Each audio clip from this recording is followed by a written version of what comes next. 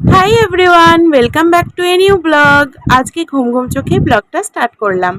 ভোরবেলায় শিব পুজোর হাজরা নাচের ঢাকের আওয়াজে ঘুম ভেঙেই চলে গিয়েছিলাম বাড়ির সামনে হাজরা দেখতে।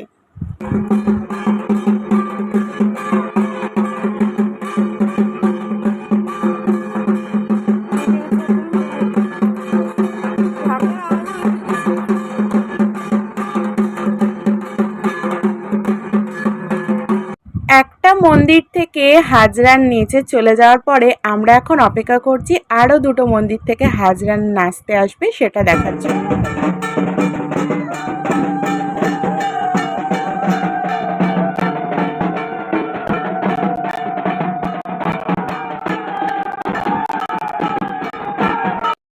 কিছুক্ষণ পরেই চলে এসেছিল পুরনো মন্দিরের হাজরা। আর ওরা এখন ঢুকছে আমার দাদাদের বাড়িতে, কারণ আগের মিনি ব্লগ বা ব্লগ যারা দেখেছো তারা তো জানোই যে দুই দাদার মানত ছিল, সেটারই পুজো দেওয়া হয়েছে মন্দিরে। তাই সবাই মিলে ঢুকেছিল ওদের বাড়ির ভেতরে। হাজরাটা দেখে এসে ঘরের জানালাটা খুলে দিলাম, আর বাইরে আলো একদম ঝলমল করছে ততক্ষণে।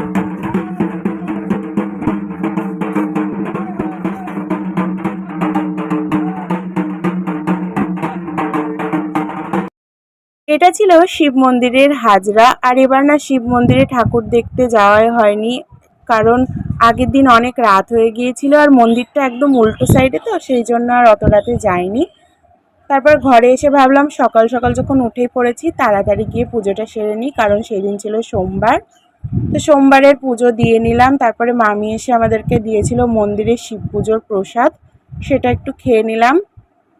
তারপরে সকালের খাওয়া দাওয়া করতে বসে পড়েছিলাম। আর আজকে সকালের খাওয়াটা ছিল ভাত, পাঁপড় ভাজা, আলু সেদ্ধ, ভেন্ডির তরকারি আর ছিল মুসুরির ডাল।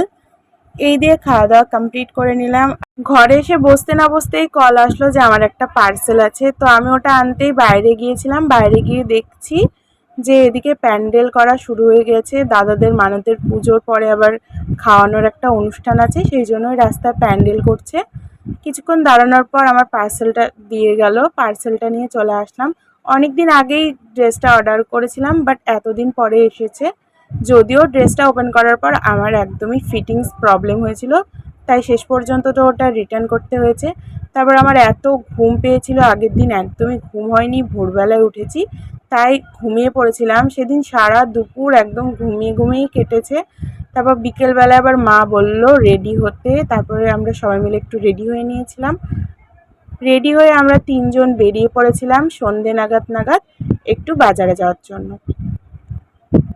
আজকে ছিল চৈত্র সংক্রান্তি, মানে আমাদের এখানে চড়ক পূজা হয়, চড়ক পূজার মেলা হয়, সেই কারণে আজকে বাজারে এতটা পরিমাণ ভিড়।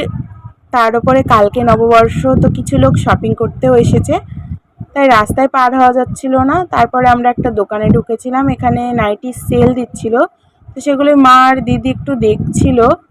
যদিও এখানে অনেক রকম নাইটি ছিল, তবে আমাদের তেমন একটা পছন্দ হয়নি, কারণ ওই যে আমার মায়ের ওই সেলের জিনিস খুব একটা পছন্দ হয় না।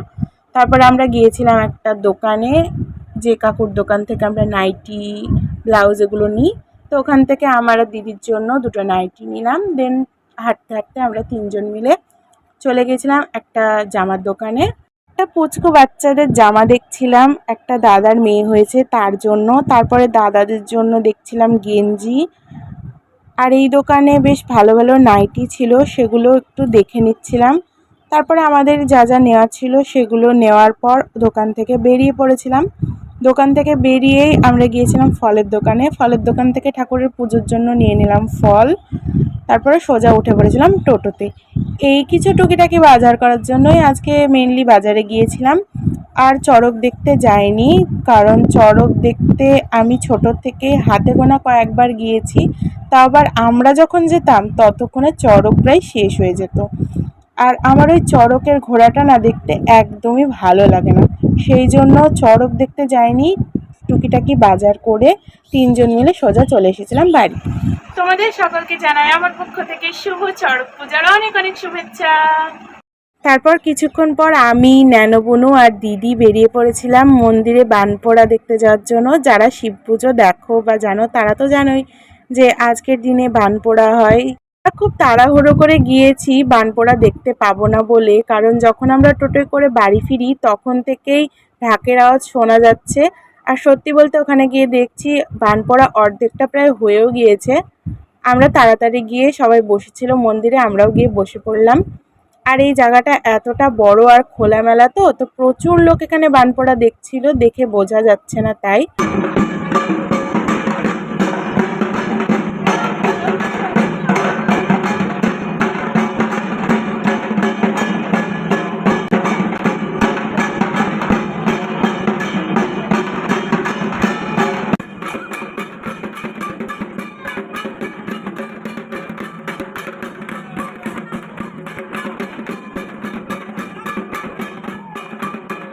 বেশ ভালো লাগছিল বানপোড়া দেখতে। শেষে আবার সবাই মিলে কি সুন্দর তালে তালে নাচছিল। আরও কিছুক্ষণ বান পোড়ানো হতো, তবে হঠাৎই ইলেকট্রিক চলে গেল। তারপরে দেখছি পরিষ্কার আকাশে হঠাৎ করে কিভাবে যে মেঘ উঠে পড়লো, তারপরে জোরে জোরে বিদ্যুৎ চমকাতে শুরু করলো। তাই এত অন্ধকারের মধ্যে ঠাকুরকে আরেকবার প্রণাম করে আমরা বেরিয়ে পড়লাম। আর ততক্ষণে রীতিমতো জোরে জোরে ঝড় শুরু হয়ে গেছে।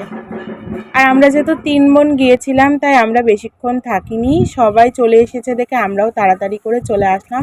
তারপরে রীতিমতো জোরে জোরে ঝড় বৃষ্টি সব কিছুই হয়েছে। হঠাৎই ওয়েদারটা এত খারাপ হয়ে যাওয়ার কারণে আরেকটু হয়তো বানপোড়া দেখা যেত, সেটা আর দেখা হলো না। তারপরে ইলেকট্রিকও ছিল না, তাই আর কোনো ভিডিও ক্লিপও নেওয়া হয়নি। এই ছিল আমার এবারের বছরের শেষ দিনটা।